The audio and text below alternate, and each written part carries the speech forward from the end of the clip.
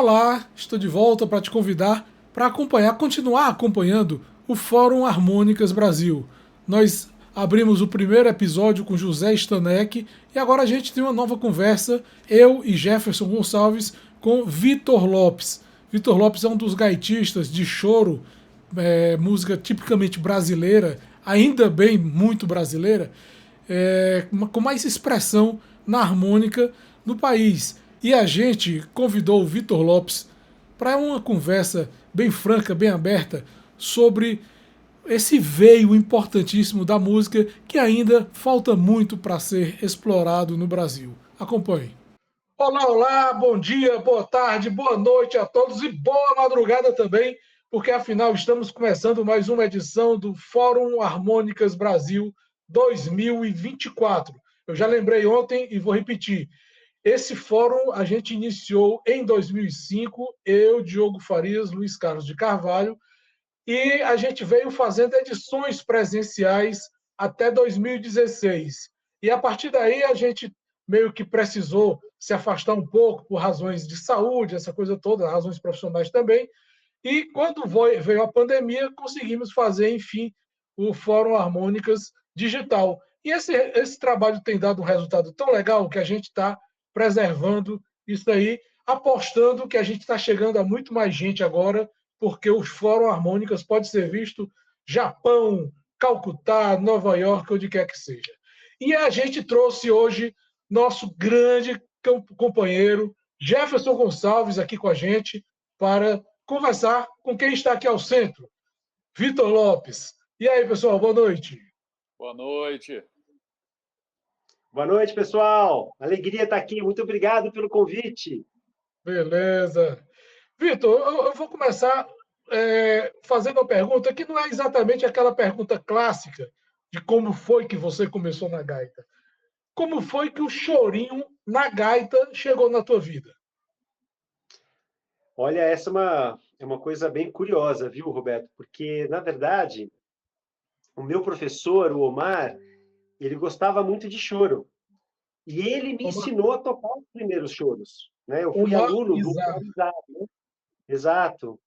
E ele chegou a gravar alguns choros, tal, né? O choro fazia parte do repertório, faz parte do repertório de shows dele, né? Então ele tocava algumas coisas assim. E aí eu conheci por ele, né? Então, essa coisa de tocar o choro na gaita. E aí ele sempre me falou que o choro era uma coisa assim, era um grande desafio, que era um gênero musical que exigia muito talento, muita dedicação, muita disciplina, né? Então, eu ficava sempre com uma... Eu adorava quando ele me passava, né?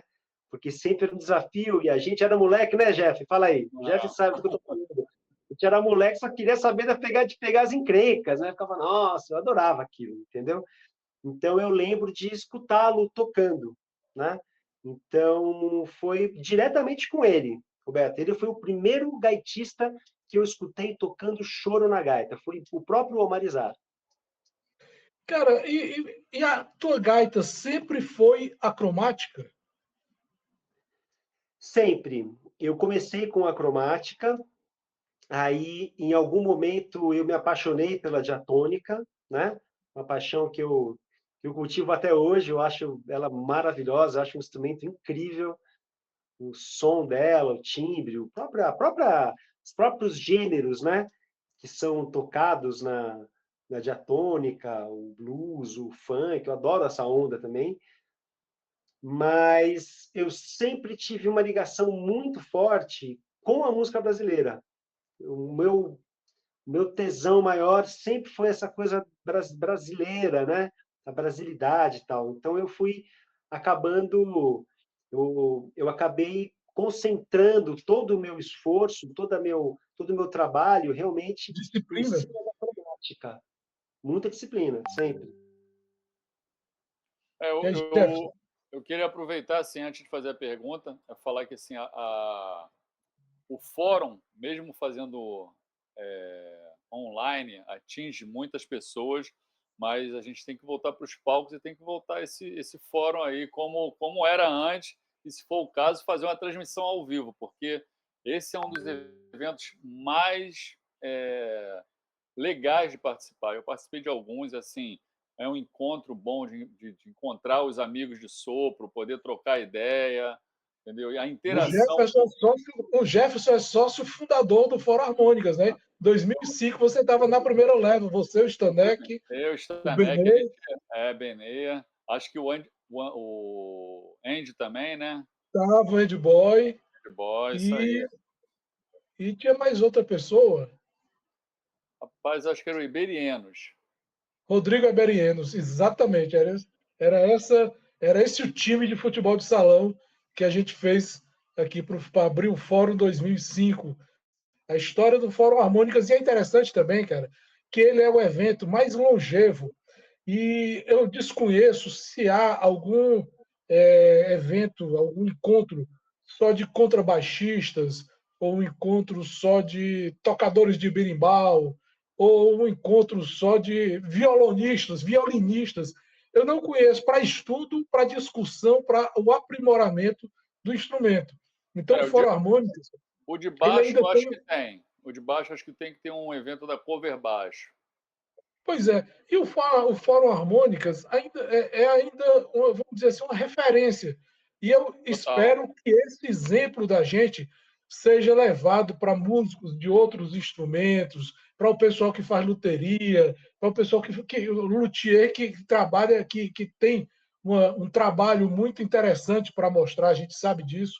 Então, essa é assim, a grande esperança que a gente tem. Foi um projeto tocado com muito carinho, muita disciplina também, para usar aqui uma palavra que o Vitor falou, e a gente tem tentado manter isso aí. Eu acho que a grande luta é essa, né? Nesse momento, a grande luta é essa. E a gente está conseguindo. Vamos ver o que é É, que a gente eu, consegue. A ideia do Jefferson é muito boa.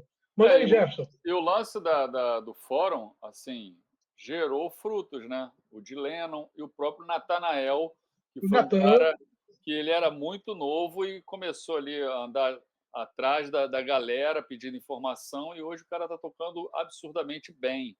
Isso é muito e o legal. Natan é hoje mais um convidado, é agora mais um convidado do Fórum Harmônicas. Ele vai encerrar com um show com a Rebeca Câmara, que é uma violonista muito boa daqui do Ceará.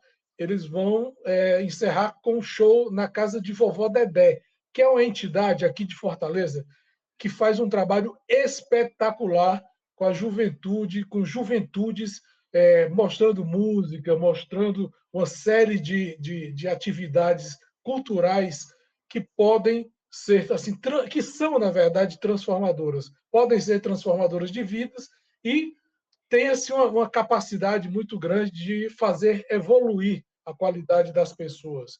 Eu acho que o trabalho que a Casa de Vovó Dedé faz é algo exemplar. Então Sim, vamos Jefferson. uma pergunta agora técnica assim, o Vitor, na minha opinião, sempre, desde a primeira vez que eu vi o Vitor tocando, já gostava do Omarizar. Não sabia que ele teve aula com o Omarizar. Conheci poucas coisas do Omar, mas o que eu escutei, eu me lembro uma vez que eu fui para o Spa em 98 tocar, eu levei várias fitas cassete que eu copiei. E nessa levei Rio do Hora, levei Maurício, levei o Onde foi o spa? Onde foi esse spa? em Romulus, Michigan. Michigan. E levei Maurício, o Marizá, Stanek, e assim, fui distribuindo para uma galera, né? E, cara, foi assim unânime. As pessoas me chamavam e perguntavam, falavam do Maurício e do Omar. Que eles tinham o vocabulário do jazz ali, né? O Stanek tem, mas na época, quando eu levei, o Stanek estava com uma gravação do Bambu, primeiro disco do Bambu. Mas o Omar e o próprio Maurício, né, tinham uma linguagem bem do jazz ali que os caras gostaram demais, assim. E é uma gaita, entre aspas, eu não gosto nem de usar isso, gaita moderna, né? Porque tinha o Ronald, o Fred Williams, o T. Mistros e o próprio Benê, que eu acho que ainda mantém essa escola. Mas, assim, eu queria perguntar pro Vitor, que eu curto a onda dele, que é moderna pra caramba, ele já veio tocando várias coisas, já tive aula com o Vitor para exatamente entender como é essa pegada dele, exatamente pelo lance que ele faz, que eu gosto muito na diatônica, que é o uso dos acordes, abertura de vozes, e assim, ele faz isso muito bem. Já vi várias coisas que o Vitor faz que remete a essa galera das antigas, que eu não gosto de falar isso, a galera que capinou a estrada, que hoje a gente tá pavimentada, né? Que fazia isso muito bem, mas alterando afinações de gaitas, e o Vitor faz isso com uma gaita normal, ele não altera nenhuma nota, faz acordes, abertura de vozes, e faz a famosa gaita solo. Como é que você entrou nessa onda também, Vitor?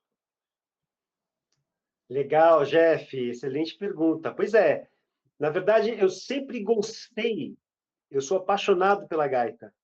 Eu amo gaita, eu piro no som, sempre me fascinou.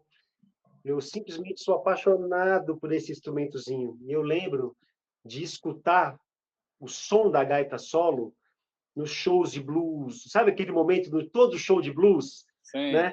Que o estava lá na frente, pega a gaitinha. Nossa, eu vi você fazer isso, vi o Flávio fazer isso, vi o Jean-Jacques Milteau fazendo isso. Toda vez que isso acontece, fica... Nossa, aquilo sempre me causa um impacto, né? E aí eu lembro que quando eu era garoto, tinha 14 anos de idade, saiu um filme chamado Bagdá Café. Um filme maravilhoso, inclusive um dos atores principais é o Jack Palance. Lembra do Jack Palance, Roberto? Que apresentava aquele Acredite Se Quiser. Acredite se quiser. Pois é, Figurado. é com ele esse filme. Um filme maravilhoso, gente. E a trilha sonora desse maravilhoso filme tem uma gaita. Uma gaita tocada. Eu acho que a gaita é do... Como é que é o nome do cara? É do William Gellison. Gellison, isso aí. William Gellison. William Gellison. Nessa trilha sonora, que eu fiquei apaixonado por ela, eu tirei esse disco inteiro, tal, foi atrás disso. Ele fez uma música que é assim, ó.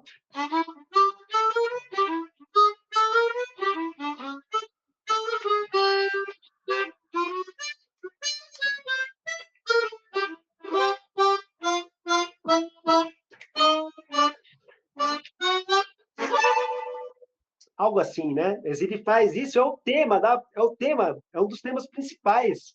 E ele fez uma gaita solo com esse tema. E aquilo eu falei assim, nossa, cara, que demais, que incrível isso. Isso eu tinha 14 anos, gente, tinha 13, 14 anos, estava começando a tocar. Então aquilo já ficou na minha cabeça, assim, cara, isso um dia eu vou querer brincar.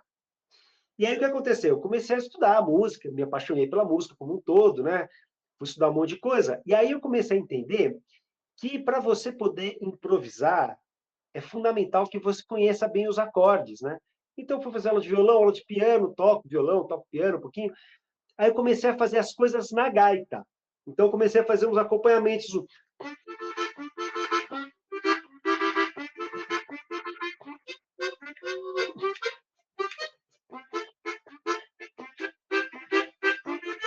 Enfim, comecei a brincar de fazer os acordes na gaita, né?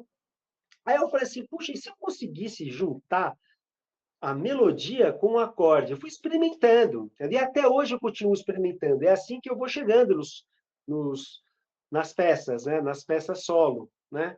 Então, eu fui vendo, até hoje eu fico procurando choros, músicas, temas que permitam eu criar um arranjo para gaita solo. É que realmente é muito raro, viu, Jeff? É super raro achar uma música que permita fazer isso, né? Eu vejo que a maioria da galera toca sempre no acorde soprado, que ele já tem montado o acorde Dó maior, um exemplo, né? A primeira vez que eu vi isso ao vivo foi quando teve a Orquestra Harmônica de Curitiba. Bené ficava vendendo, nem conhecia o Bené vendia vinil e fita cassete na porta da Sala Cecília Meirelles. E nesse dia eu estava começando a tocar gaita, estava o Flávio, estava o Stanek, Rio do Hora, só Maurício, só a galera da gaita, Fred Williams. Eu fiquei lá no meu cantinho assistindo, ninguém me conhecia também, e faltou luz no teatro. Bicho, botaram 3 velas assim, e o Ronald fez um solo mesmo, sem microfone, sem nada, e parecia que tinha umas 10 pessoas tocando junto. Eu saí de lá e falei, cara, eu quero aprender isso. Cara, mas isso é totalmente Ronald Silva, né? Isso é totalmente Ronald Silva. Isso é a cara dele. E até hoje eu falo desse show. E essa gaita que ele usa para fazer essa peça, ele mexeu um pouquinho nela, não é a nossa gaita Exatamente, que pega da caixa. Mas isso para exatamente. mim não tem problema. Isso para mim não tem problema. Para mim o que interessa é o resultado. O que o Ronald faz nessa peça, cara, É, é maravilhoso. é. É Cara, incrível, cara. Vitor, uma coisa que eu queria. A gente está falando do Ronald, a gente está falando de um mestre. Eu sei, e eu vou fazer até a próxima pergunta para você e para o Jefferson. Acho que cada um pode responder de acordo com sua experiência, com seu ponto de vista. É, o que é que o estudante, o aluno Vitor, o que é que o aluno Jefferson ensinou para o professor Vitor e para o professor Jefferson? Porque vocês se dedicam também à didática da gaita, né? Sim, Cara, com eu certeza. posso responder o seguinte: eu, eu me dedico muito na coisa do instrumento, eu escuto muito, não tenho vergonha de falar isso. A parte teórica que eu conheço é do meu instrumento. Essa coisa de improvisar em cima dos acordes, eu vou muito atrás do meu ouvido mesmo. E não foi por não ter condições de estudar. Eu reconheço que eu sou um preguiçoso. Stanek já, Stanek já puxou muito minha orelha em relação a isso. Várias coisas que tem que fazer, estudar, eu pulei. Fui pulando muitas etapas. A Bahia te atraiu? Não, mano, não foi por causa disso. Eu já comecei a tocar, eu comecei a aprender com 20, com 22 eu já estava tocando no palco. Então, fui aprendendo muita coisa ali, testando e vendo se dava certo. E depois eu fui ter aula de percepção musical no Ian Guest e eu comecei a descobrir como funcionava a gaita. E como eu troco de gaita, né, diatônica, eu usei o método de solfejo que eu passo para os meus alunos, eles não entendem nada, que eu penso na gaita em graus, eu penso no Kodali. Então, eu acabo pegando as coisas e jogando para o meu instrumento, mas eu não sou um conhecedor como o Vitor, como o Pablo, como o Gabriel, como o Stanek. Eu acabo indo no meu tempo.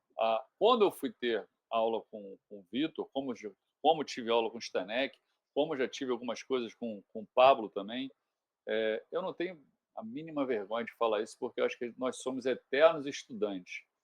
E se você admira um outro cara, não custa nada. Você fala, bicho, como é que faz isso aqui? Stanek, então, me dá aula todo dia. Volta e meia, ele manda uma gravação. Como é que foi? Isso, para mim, já é uma aula. Eu vi a dedicação que o Vitor tem de parar e ficar ali estudando todos os arpejos e não sei o quê. Eu não tive saco para fazer isso. Volta e meia, eu paro, vou fazendo, mas não tenho. Acabo indo para outro canto. Então, de repente, a minha progressão no instrumento é mais lenta. Eu lembro que a gente montou um grupo para eu, Stanek, acho que o Pablo, o Vitor, uma galera, que o Stanek mudou a embocadura dele, que é a embocadura de língua, que eu uso, e eu faço aquela jogada de direita-esquerda, né? E agora é o Tom Swift. E o Vitor entrou no grupo e falou: bicho, isso é do caralho. E o cara comeu com farinha. Isso é uma dedicação que eu falo assim, cara, eu tive muito essa dedicação quando eu estava começando. Hoje, sempre vai me jogando. Aí acaba quando eu tenho alguma coisa para fazer que eu preciso, aí eu caio dentro. Mas assim, esse lance da dedicação que eu admiro muito, o pouco que eu conheci o Vitor, assim, e nesse grupo eu falei, cara, o cara já está fazendo altas paradas com isso.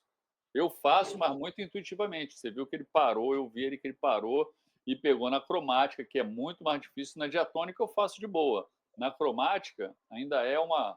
Eu toco cromática meio mandrake. Eu sou bem sincero, não sou um cara que pega cromática, toco como eu tenho a facilidade na diatônica, que eu nem penso. Na cromática ainda fico pensando muito.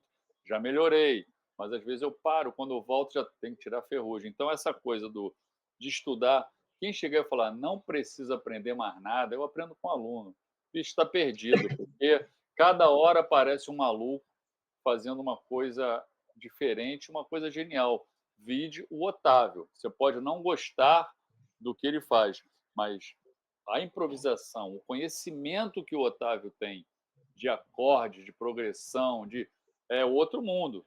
Se ele tocasse Otávio cromática, Castro, né? Otávio Otávio Castro, Castro.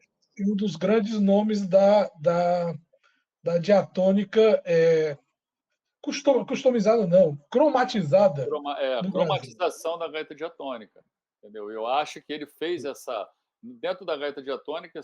Eu pensava, era antes e depois de Little Walter, e hoje é antes e depois de Howard Levy, e eu ainda digo mais, antes e depois de Otávio, que o Otávio levou para a música brasileira, usando uma Perfeito. gaita só. Então, isso daí eu nunca tive vergonha de falar, Otávio, como é que é isso Não, aí? e aí a gente já tem o Diego Lopes, a gente já tem o Júlio, Diego Sá, Sim, Diego Salles, Diego, perdão, Diego Salles, o Júlio Vasconcelos, uma galera que está fazendo uma música muito bacana também, seguindo essa picada aberta aí pelo Vitor, aliás, perdão, pelo pelo Otávio Castro, por pessoas que têm se dedicado a compreender a gaita e a qualificá-la, né? E aí, Vitor, eu queria ver a tua opinião também sobre essa história da didática, o que é que o aluno Vitor Lopes ensina para o professor Vitor Lopes.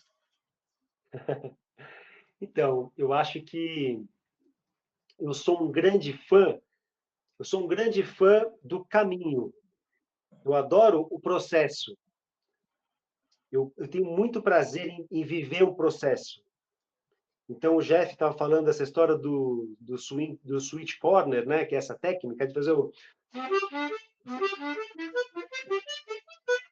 essa coisa de usar, né? Ficar trocando o canto aqui. Eu adorei isso daí. Isso aí mudou minha vida totalmente, né, Jeff? Que nosso grupinho lá, nossa, abriu uma porta completamente nova, né? Então, eu adoro ver esse processo, adoro viver o processo de aprendizagem, né? Que é, como o próprio Jeff já falou, é infinito, né? A gente nunca para de aprender e de descobrir coisas novas, né? Então, para mim, o que eu acho mais bonito nessa relação do professor com o aluno é você poder ver como cada aluno traça o seu caminho. Por mais que eu tenha as minhas concepções, é lógico.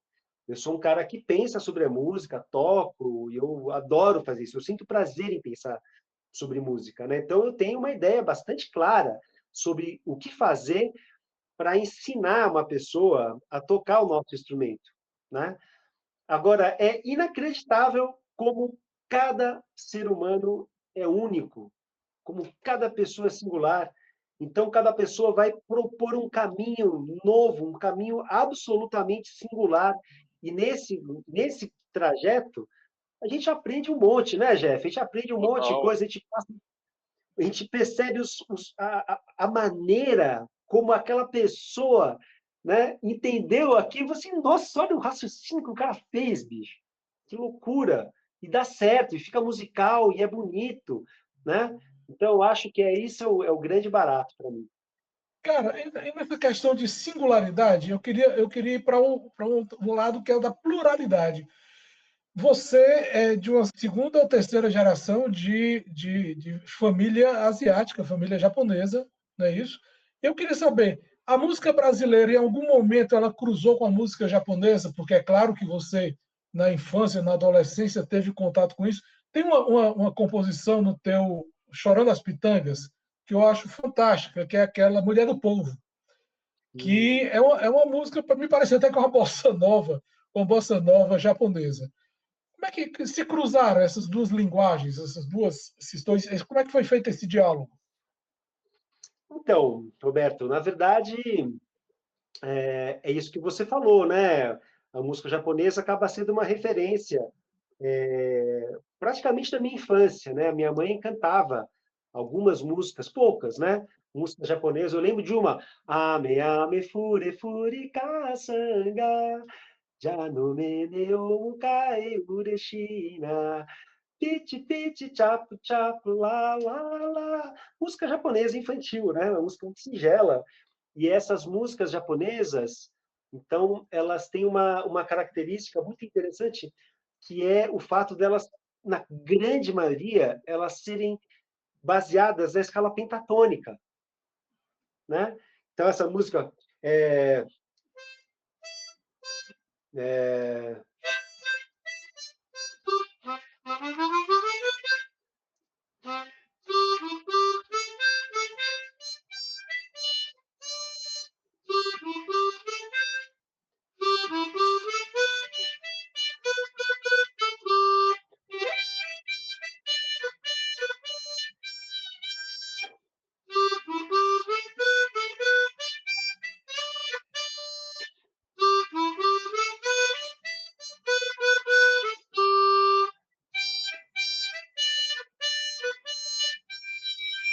agora eu toquei certinho. Essa música é inteira, em 5 notas. E aquela música que você gosta, A Mulher do Povo, também, que era algo assim.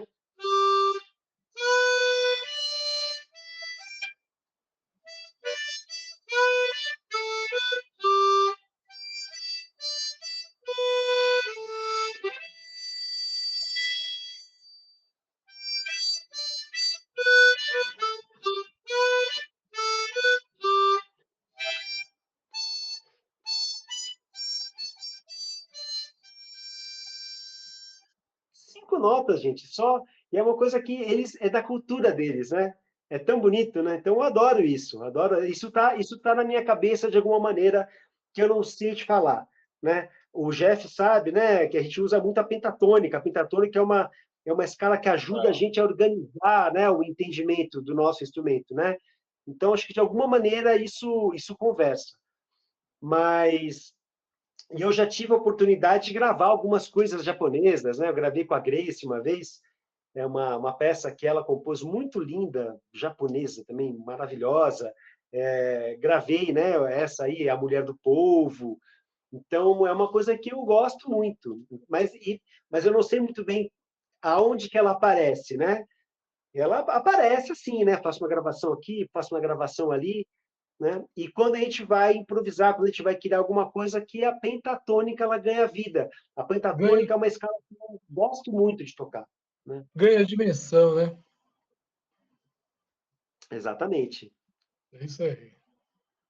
Fala aí, Jefferson. O que eu queria também saber, Vitão, era o lance de falar um pouco do teu curso, né? Foi outra coisa que eu também adquiri, né, na pandemia. E assim, ali a didática está bem legal dessa a sua forma de ensinar e eu acho que é o primeiro curso, né, de, de gaita cromática direcionada ao choro, né? Como você está vendo esse boom aí do choro dentro do Brasil? Aqui em Cumuruxatiba, que é uma cidade pequena, já tem toda segunda-feira tem uma roda de choro aqui. Eu estou até começando a estudar para tocar um ou outro aqui, porque a galera, pô, você não só toca música nordestina? Eu falei, pô, mas eu tenho visto a Tem que galera, aprender, tem que aprender, parceiro. vou começar a tirar umas Luiz coisas Gonzaga, fáceis. Luiz Gonzaga era um grande É, chorão, sabia? eu sei, eu tenho um Oh, disco dele só de choro. pô, Luiz Gonzaga tocava choro pra dedéu, bicho. Isso que eu não vou nem entrar no Tocava Oswaldinho, valsa, tocava choro, tocava um monte de coisa. tocava um monte de coisa, né? O choro é uma coisa muito estrutural, muito basilar, né? E esse curso, Jeff, obrigado por ter lembrado ele aí, é o Choro Harmônica, né? É um curso que eu fiz com muito carinho, junto com o nosso parceiro Marcelo Naves, né? Isso. E a gente. E é um choro, é um grupo, é um curso que realmente tem a pretensão de ensinar todo o beabá, né? Para quem tem essa curiosidade, né? Que gosta desse desafio, né? Esse desafio saudável aí que é tocar o choro. Então, no curso, o choro é uma estrutura complexa, né? Então, a gente acabou de tocar essas músicas japonesas, né, Roberto? Você estava perguntando. Essa melodia tradicional japonesa que eu toquei aqui são melodias muito simples. É uma música que, do ponto de vista, sei lá, teórico, formal, é muito simples, né? 5 notas, 2, 3 acordes, entendeu? E é muito, muito simples, né? Você toca com facilidade. A hora que você pega um choro, né? Um choro, o mais simples, tem 3 partes. Cada parte era uma tonalidade diferente. Cada parte tem modulações internas, né? A melodia é super sofisticada, ela vai para frente, vai para trás, usa todos os artifícios da composição barroca, da composição napolitana, né? Então, enfim, você tem é muito mais complexo, muito mais exigente, né? E aí o nosso curso, ele é um curso em que eu pego 4 temas de choro e eu ensino as pessoas a tocarem 4 temas de choro. Só que para você tocar cada choro, né? Você aprende um monte. Essa que é a brincadeira, né? Então você vai aprender. O objetivo é você tocar 4 temas de choro, entendendo o que você está fazendo e desenvolvendo as suas habilidades na harmônica, né? Essa que é a E aí brincadeira. a gente tem uma geração muito legal que tem o Vitor Lopes, tem o Gabriel Grossi, tem o Pablo Fagundes, tem o Rodrigo Eisinger, tem um monte de gente fazendo choro de forma muito legal, né?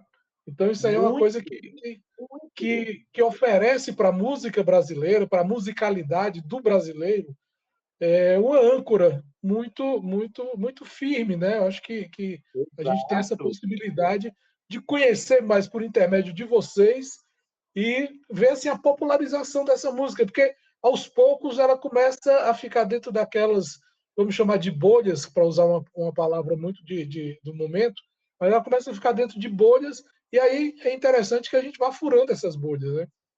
É, e tá tendo uma Sim, renovação aí, eu vejo que tá tendo uma galera nova tocando choro.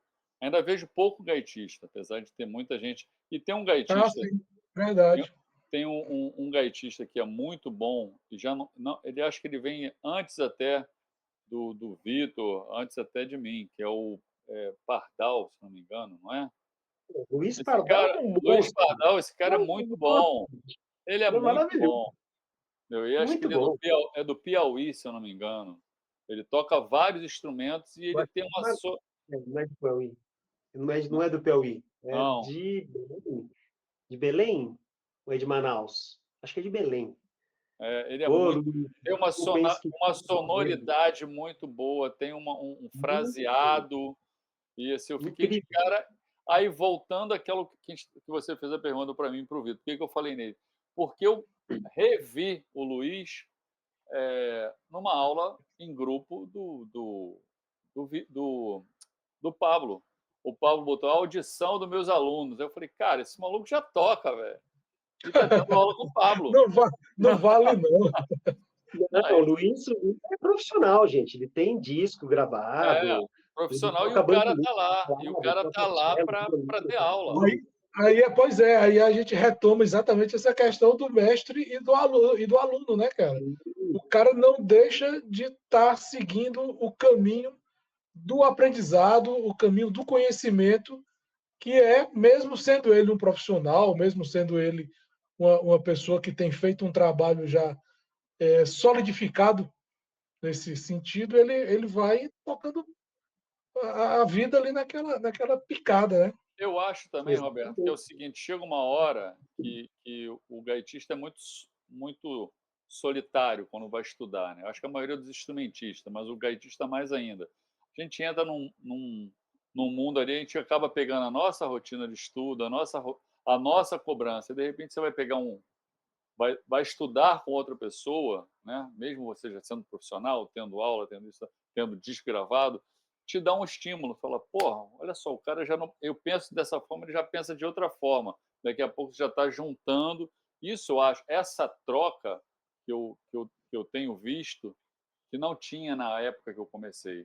Muita coisa que eu aprendi foi, eu perguntava e eu via a reação da pessoa. Olha isso aqui, quando o cara, tipo, pô, o cara tá chegando. Então eu falei, é isso aqui. Aí eu ia nessa.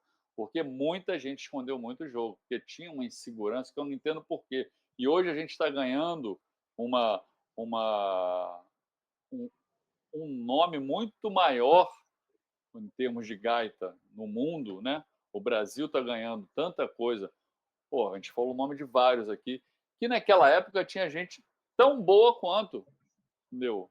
Ronald, o Omar, o Jeová, o próprio Duda Gaita, essa galera que, tipo assim, ficou fechada, porque cada um tinha o seu mundo ali e entre aspas, uma competição boba, que não vamos dividir isso aqui, vamos somar e vamos todo mundo. Quanto ao Ronald, eu tenho assim uma lembrança, um carinho especial por ele, porque o Ronald ele teve aqui no primeiro evento que eu produzi, que foi o Dragão Jazz. Você também teve nesse primeiro evento, Jefferson, com a Tive com baseado em baseado em blues. blues, isso. E o Ronald veio com a trupe da gaita. Duda E o Gaita. Benevides veio também com a banda dele lá, Mr. Jack. E o Ronald era uma figura tão, eu diria assim, simpática e acessível, cara, que ele, assim, ele abriu espaço para a gente conversar, e para eu admirar também o trabalho dele.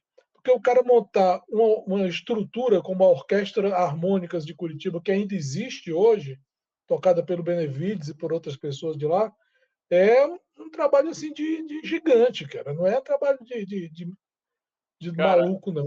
eu, É eu trabalho de lembro que maluco. a gente não tinha internet, não tinha isso aqui que a gente está tendo. Eu ligava todo domingo pro Ronald. Ligava pro Ronald e a gente ficava 2 horas no telefone. Ele tocando, eu tocando, a gente conversando. Minha mãe ficava louca. Eu ligava domingo, que Domingo era mais barato era mais Interurbano. barato, né? E era uma Domingo aula. era. Era uma aula. Aí você falou, cara, como é que sabe? O Ulisses, a mesma coisa. Jeová, a mesma coisa. Foram pessoas que abriram assim, cara. Eu ainda não tive o prazer de conhecer o Omar, mas que não tinha aquela coisa de, não, vou esconder. E é isso que a gente tem que estar fazendo sempre. Parar com essa coisa, não, eu sei tudo, eu sou isso. Não, fulano é de ficar rotulando. Eu vejo o Vitor tocar e falar, o cara é todo mundo, não, o Vitor é chorão. Não, mas já vi o Vitor tocar coisas que não é só choro e toca super bem. Vi um vídeo dele tocando com a banda e tava a Badi junto, tocando a quebradeira, eu não lembro qual era a música. Eu falei, caraca, o fraseado, completamente diferente.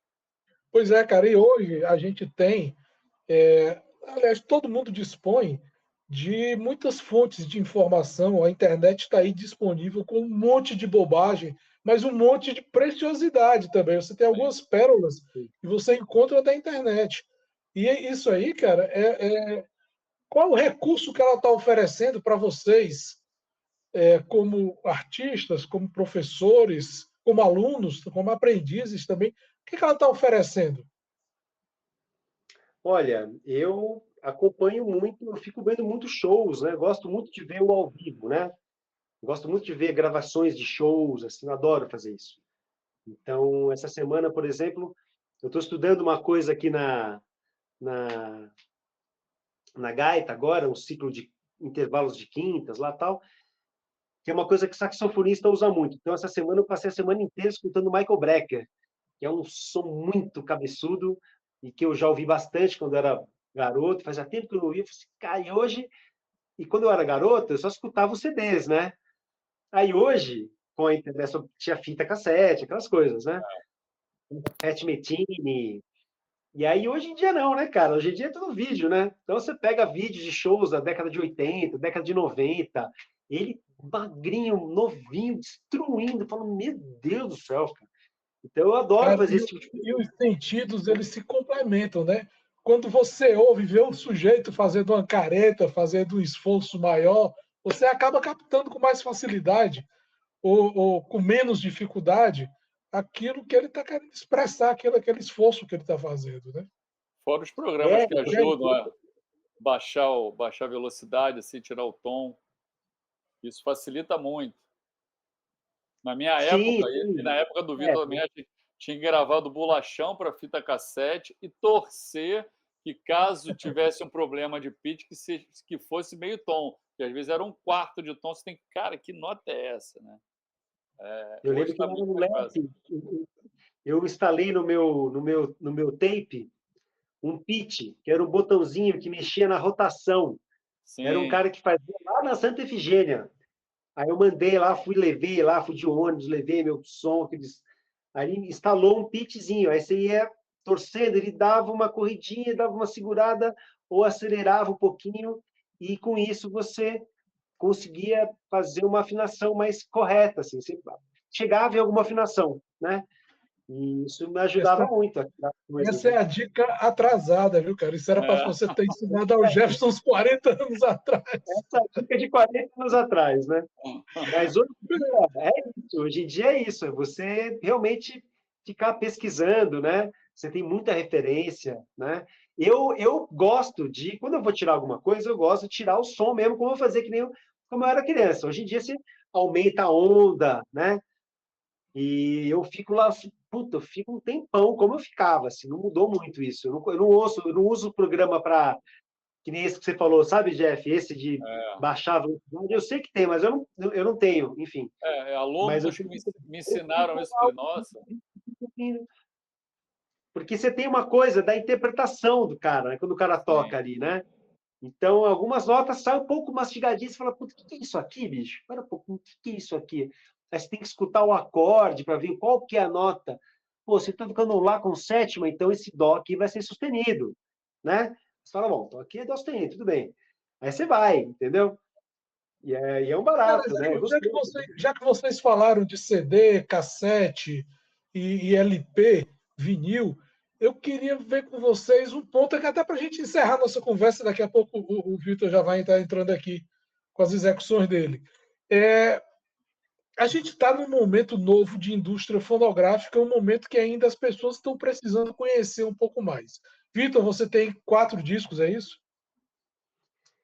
Eu tenho 3 discos com o Tiro das Pitangas, 2 discos com o Trio Vira-Lata, tenho um disco com o Dude lá, um disco com o Kirlavel, e eu acabei de lançar, o ano passado, um EP com o Daniel Murray, um outro, é um violonista de violão 6 cordas, né, de nylon. Ele tem uma carreira bem diferente, popular, erudito, nessa onda do Marco Pereira, Paulo Bellinati, sabe? Eu adoro, é um super violonista, maravilhoso. A gente acabou de lançar no ano passado, um EP, chama O Tempo e a Árvore, também. E esse é a primeira vez que eu lanço um disco que não existe em formato físico. Ele só foi Uhum. lançado nas plataformas. Eu nunca tinha feito isso antes. O Jefferson tá lançando agora também com o Bittencourt Duo, né? E aí eu queria ver com vocês quais são as impressões que vocês estão tendo nesse momento da indústria. Cara, eu até vocês estavam falando aí, eu abri o Spotify aqui para ver quantos discos eu tenho gravado. Porque físico, o meu parou no 25 anos de carreira. Foi o último que eu fiz. Que 10 saiu, anos. que saiu em vinil e saiu CD. Mas teve o Paisagens Sonoras, que é que eu só lancei digital, que é um disco que eu acho foi um disco que eu estudei bastante cromática, músicas autorais que eu fiz com Beto Lemos, bem dentro desse mundo do Cariri, né, que você conhece, Uhum. Reisado, Benditos. Depois teve com Robertinho Silva, teve com Pedro, tem vários. Assim, agora, uma das coisas que eu acho de ter acabado o físico, né, é que quebrou a gente como músico, né, porque eu fazia um CD, eu já tive em gravadora, só tomei prejuízo com gravadora. Depois que eu peguei o caminho de, posso prensar na mesma fábrica da, da gravadora, e em vez de pagar eles R$ 14, eu pago 4 e vendo a 15 ou a 10 no show. Cara, já teve show que eu fui fazer, eu fiz um show em Rio das Ostras, eu levei 350 CDs, dei 10 e vendi 340. Na quarta música eu já tinha vendido 340 CDs a R$ 20 cada. E isso eu comecei a gerar renda para mim, que eu sempre lançava de 2 em 2 anos, eu lançava um CD, porque o primeiro ano era o lançamento, fazia vários sessions, vários festivais. O ano seguinte, fazia o que eu não consegui fazer no ano anterior e já estava produzindo um outro CD. Então, era uma renda boa para nós, né? Mas veio essa coisa do Spotify que, cara, eu até brinco quando vem o meu trimestre, R$ 33, R$ 100. Esse mês eu recebi Eu era 50. feliz e não sabia, né? E assim, é fogo, né, cara? Você fala, tem tantos mil seguidores, até hoje eu não entendi como é isso, sabe? Mas a gente tá na guerra, é isso aí, a gente vai ter que aprender. Meu, você perder um tempo do teu horário que você poderia estar se dedicando à família, ou até se dedicando ao instrumento, ou até a você mesmo, você tem que ficar postando vídeo, criando conteúdo. O Vitor passou por isso na época do lançamento do método dele. É uma loucura, cara. É uma loucura. Olha que eu faço isso direto, porque eu acabei pegando isso e por isso que eu estou conseguindo me manter. Mas o que eu vejo que está acontecendo, o play está se perdendo. O que eu falo do play do músico é de tocar e ir para o palco. Sacou? Tem um montão de grandes músicos, ou nem tanto, que tocam em casa e tem milhões de alunos. Dá aula para o mundo todo e o cara nunca gravou um disco, nunca caiu na estrada para tocar. Toca dentro do quarto dele. É um desafio, né? É um desafio, né? É um Desafio novo mundo. gigantesco. É. As coisas Diz aí, João. mudaram, todas mudaram, né? E eu sinto que eu já tive essa experiência também, Jeff. Eu ia com vira-lata para a Europa, a gente levava 300 CDs, vendia tudo em euro, cara. Era uma coisa de É, louco, né? é. E isso Pagava tudo. fez muita diferença, né? De fato, né? Para mim, o que mais mudou, assim, foi a coisa de quando a gente se propunha, né, a gravar um disco. Não sei como é que era com o Jeff, mas eu sempre vivi muito intensamente os meus processos criativos para um disco, né? Sim. Então, que a gente pensava no tema geral, pensava na ambientação, pensava nas fotos, pensava nas composições, você pensava numa cara inteira, né? Não era só um disco, né, Jeff? A gente pensava em Inclusive a toda sequência, inclusive a sequência de música. a sequência Inclusive, de música. o texto de apresentação, hein, Jefferson? É. A gente pensava em tudo, né? Você pensava numa obra Certo. musical. E hoje em dia a gente fica lançando single, É. né?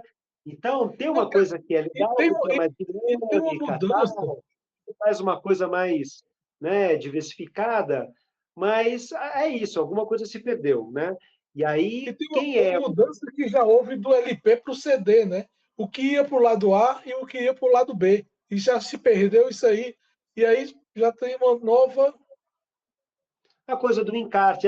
Para mim a pior coisa, honestamente, das plataformas é o desrespeito que as plataformas têm com a ficha técnica dos CDs. Isso Não não tem tem. É nenhuma verdade. explicação. E não é só a ficha técnica de quem Só, tocou. é só você, é só você Você, colocar ali um textinho de Word. É um Cara, textinho muito tosco. Não e faz tem, nenhum e tem, sentido. tem uma Essa coisa informação também, que é você perder aquela coisa do encarte, né? chegada para as O encarte pessoas. do LP, o encarte do LP era algo espetacular. Você pegava um LP do Yes, do Rick Wakeman, eram obras de arte. Do Led Zeppelin era obra de arte aquilo ali. mas assim, eu acho que o encarte vai além de quem gravou, né? Quem gravou, qual foi? Tudo, Fulano gravou gaita, viu? Mas quem fez a capa, tudo. quem fez a mixagem, quem fez a gravação, os técnicos. Aonde Se a foi gente, como gravado, artista, né? se a gente, como É, artista, conseguimos cair para o lado do single e do digital, imagina os técnicos de gravação hoje, que não sai crédito em lugar nenhum.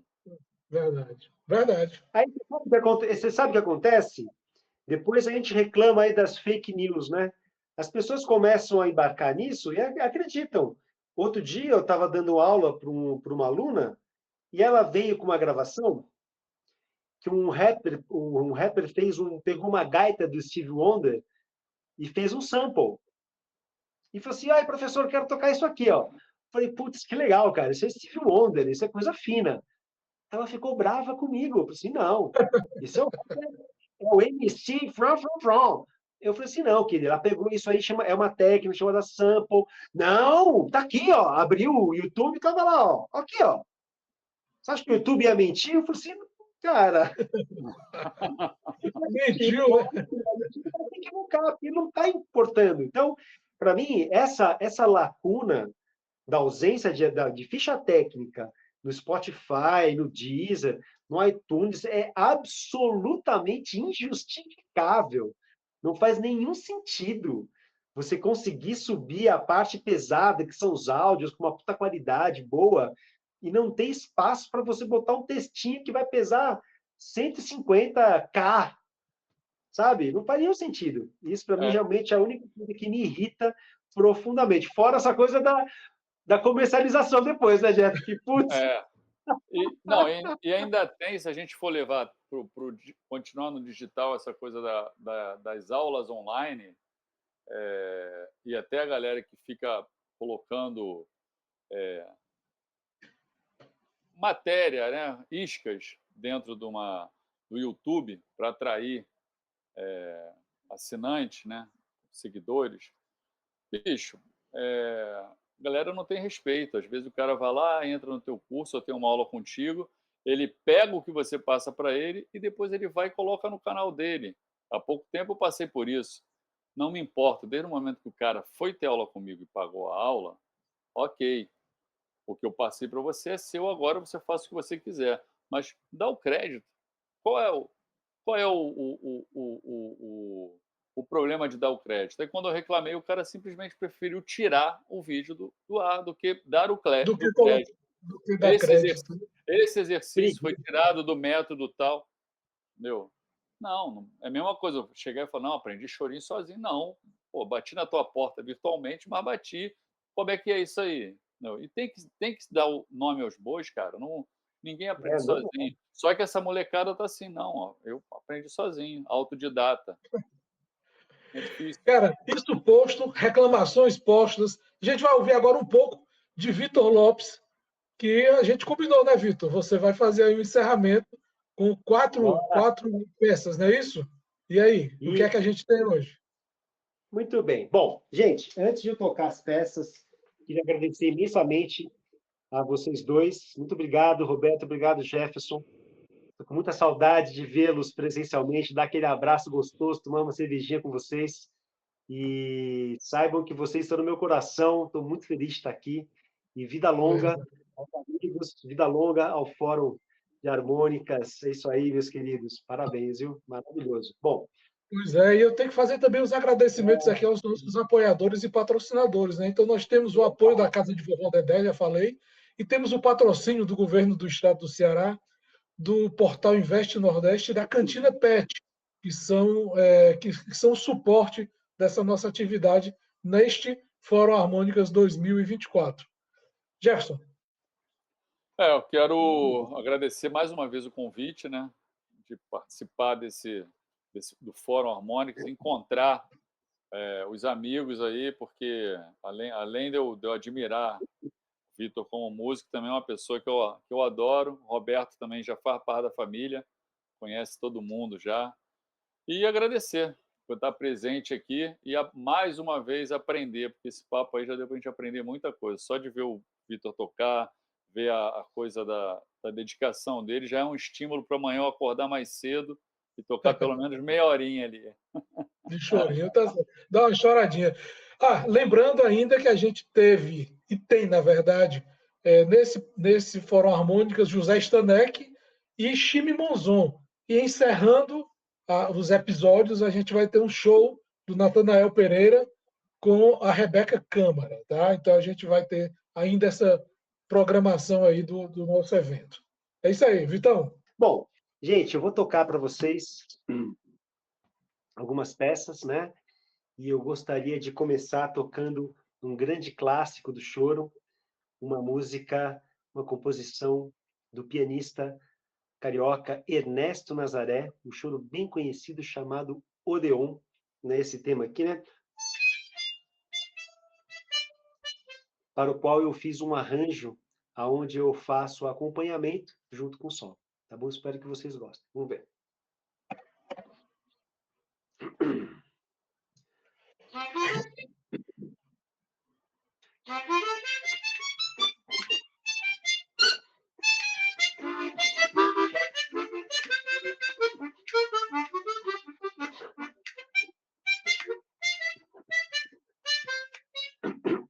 Desculpa, a gente pegar um pouquinho de água aqui.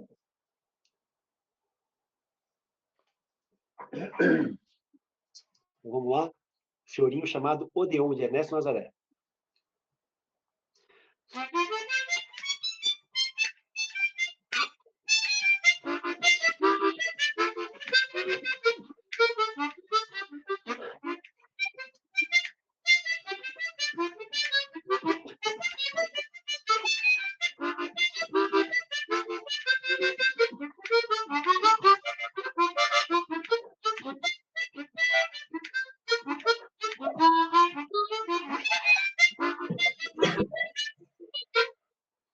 Gente, eu acho que está vazando de som.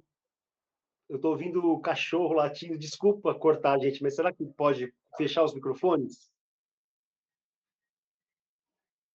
Acabei de fechar meu microfone. Vamos começar de novo. Vamos lá. Vamos lá, gente. Um chorinho chamado Odeon, de Ernesto Nazaré.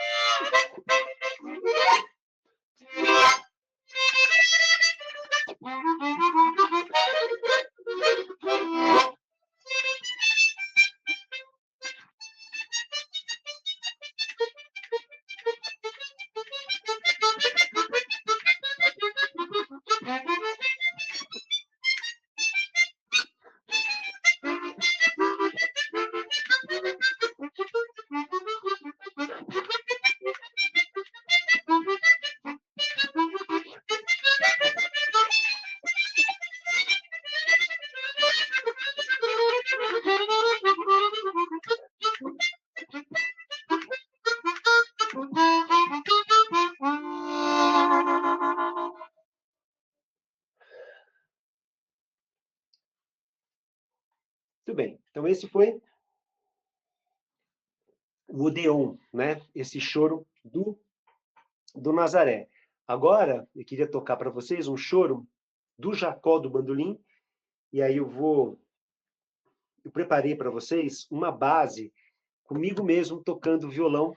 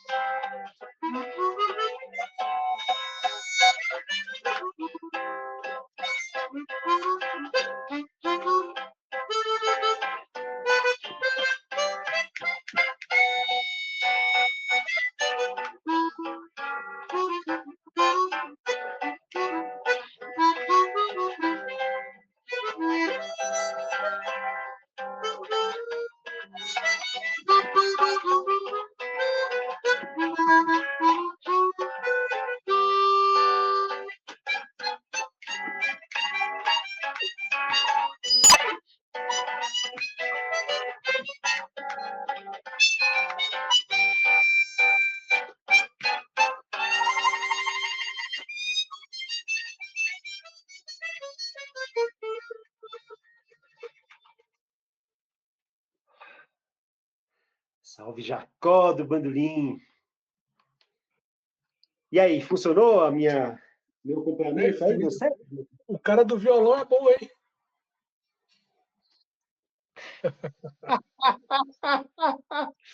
Ai, que vergonha! Nem me fala. Nada, cara. Ficou Toca bom. isso. Na Tava um hora pouco baixo, um pouquinho mais baixo, mas acho que deu para ouvir, né? Deu. Não, ficou tranquilo, ficou tranquilo. Na outra Que música, bom. quem começou a latir aqui foi a cachorra aqui de casa. Não fui eu que tossi, não, hein? Eu que tossi aqui. Não, foi a cachorra aqui que começou a latir, bicho. Legal, vou continuar mandando brasa aqui então. Vou fazer agora. Vou silenciar aqui. Eu vou fazer. E se precisarem, vocês entrem, tá? Eu começo de novo, não tem nenhum problema. Eu vou.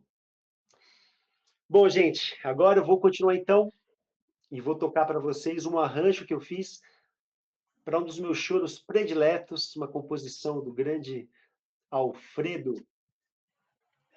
da Rocha Viana Júnior, o saudoso Pixinguinha, uma composição chamada Lamentos.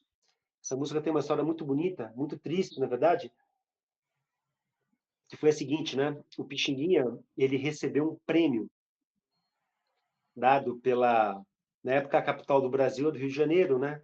Então, ele foi convidado para uma grande cerimônia, aonde hoje é o Hotel Copacabana Palace, né? E aí ele iria receber um prêmio pela sua obra, pela maravilha da sua obra, né? E aí ele era o grande homenageado, né, dessa festa toda. E aí, quando ele foi entrar, os seguranças não deixaram ele entrar, gente. Vocês acreditam nisso? Por quê? Porque ele era negro. E os negros não podiam entrar pela porta da frente do Copacabana Palace. Só podiam entrar pelos fundos. Então ele olhou para o segurança e falou assim, puxa vida, lamento. Aí foi aquele triste, aquele clima, né? Aí o João da Baiana já queria brigar com todo mundo. Falou assim, vocês vão ver, pô, Pixinga, assim, devia fazer uma música com esse nome. Ele falou assim, boa ideia, vou fazer. E fez Lamentos, né?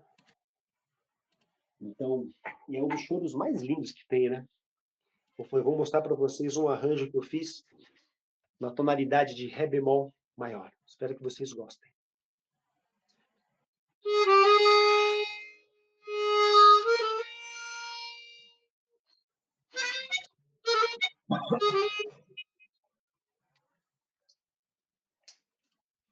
Vou começar de novo, tá? Teve uma tossezinha aí.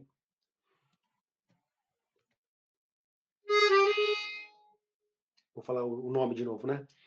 Então, vou tocar para vocês agora, de Pixinguinha, Lamentos.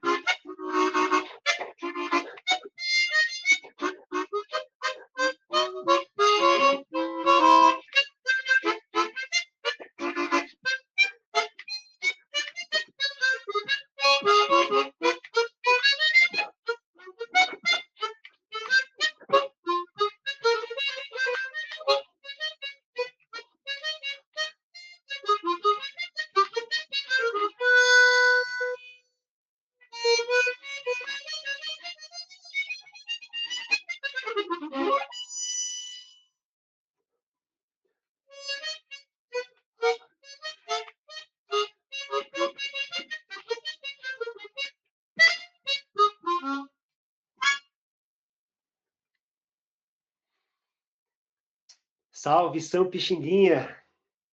É uma maravilha, né? Esse choro incrível. Eu adoro essa peça, é uma peça maravilhosa. Santo Alfredo. Santo Alfredo. Bom, e agora, gente, para terminar, cabe mais uma ainda, Roberto? Pode ser? Aquela última? Cabe, claro. Cabe, sim. Maravilha. Então tá. Bom, gente, então para terminar, eu vou tocar agora uma composição minha, né? E por quê, né? Porque para mim o choro ele é um alimento, né? Ele é um fundamento, né? Ele é uma base, ele é uma estrutura em cima da qual o músico brasileiro ele pode criar e inventar, né? Então eu sou um grande apaixonado pelo choro e pela gaita, né? E como não poderia deixar de ser, eu acabo trazendo as minhas próprias histórias, as minhas próprias questões para as peças que eu componho, né? Então eu acabo misturando tudo isso. Então eu tenho uma peça que eu gosto muito e chama Pirapiri, que é uma peça influenciada no choro, tem um sabor de choro, mas não é um choro, né? E ela brinca com muitos recursos dessa gaita aí, né? Essa gaita brasileira contemporânea, nem sei como é que a gente chama isso direito, né? Mas então eu uso o som da minha garganta uma hora, vocês vão perceber, né? Eu exploro um pouco os recursos percussivos da harmônica, tudo isso em cima de uma melodia muito simples, né? Mas matreira também, porque é uma composição em 7/8, enfim, vocês vão ver. Espero que vocês gostem. Pirapiri, uma homenagem que eu fiz a duas cidades que eu adoro, Pirinópolis, lá no Cerrado Brasileiro, e Piracaia, aqui no comecinho da Serra da Mantiqueira. Pirapiri, é isso aí, gente.